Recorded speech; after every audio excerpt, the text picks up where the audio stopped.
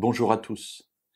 Lorsque nous lisons la Bible, certains passages peuvent nous heurter, notamment ceux où Dieu demande de détruire les nations devant lesquelles Israël va se trouver en entrant dans la terre de Canaan, ou de détruire tous les hauts lieux, parce qu'on se dit, après tout, pourquoi faire tant de mal à ces gens ou à leur culture? Il faut pouvoir respecter les cultures des uns et des autres.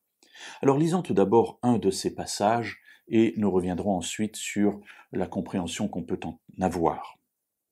Dans le livre du Deutéronome, au chapitre 12, versets 1 à 3, nous lisons les choses suivantes. « Voici les prescriptions et les ordonnances que vous observerez et que vous mettrez en pratique dans le pays que l'Éternel, le Dieu de vos pères, te donne pour que vous en preniez possession.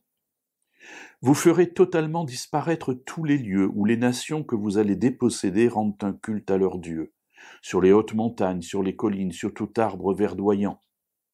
Vous renverserez leurs autels, vous briserez leurs stèles, vous brûlerez au feu leurs poteaux d'Achéra, vous abattrez les statues de leurs dieux, et vous ferez disparaître leur nom de ces lieux-là. » Alors, grande rigueur, vous ferez disparaître totalement. On peut se dire, oui, mais c'est de la culture, c'est intéressant de le garder. Alors, premier point à souligner, c'est que cet ordre s'adresse à Israël en tant que personne ayant autorité sur le territoire où ils vont se trouver.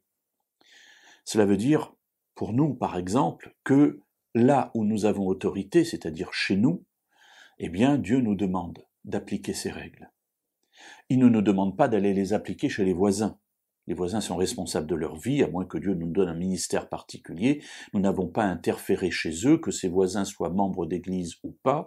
C'est leur vie, nous pouvons au mieux les conseiller, mais nous n'avons pas à intervenir chez eux, encore moins par la force, pour les obliger à respecter ces prescriptions de Dieu. Donc cela s'applique à l'endroit où nous avons autorité, c'est-à-dire d'abord dans notre vie et dans notre maison. Alors pourquoi avoir une telle rigueur? Eh bien tout simplement parce que Dieu sait que si nous laissons dans le territoire d'Israël, de Canaan, ou dans notre propre territoire, c'est-à-dire dans notre maison, des objets de tentation, eh bien nous pourrons être une proie facile pour l'adversaire. D'avoir dans nos maisons des choses qui nous rappellent peut-être notre vie ancienne. Peut-être avons-nous été tentés par le spiritisme, peut-être avons-nous été tentés par d'autres aspects de la vie, ça peut être de la pornographie ou autre chose. Eh bien Dieu nous dit, débarrassez-vous complètement de tout ce qui vous rappelle cette vie ancienne.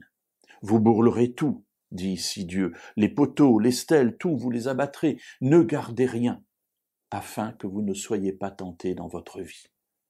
Dieu finalement nous encourage à fermer la porte d'accès à tout ce qui peut, d'une manière ou d'une autre, nous éloigner de lui. Ainsi, ce ne sont pas des ordres pour nous faire perdre quelque chose, encore une fois, que Dieu nous donne, mais ce sont des conseils de vie, pour mettre de notre côté toutes les chances de continuer à suivre et à servir Dieu entièrement comme nous le voulons.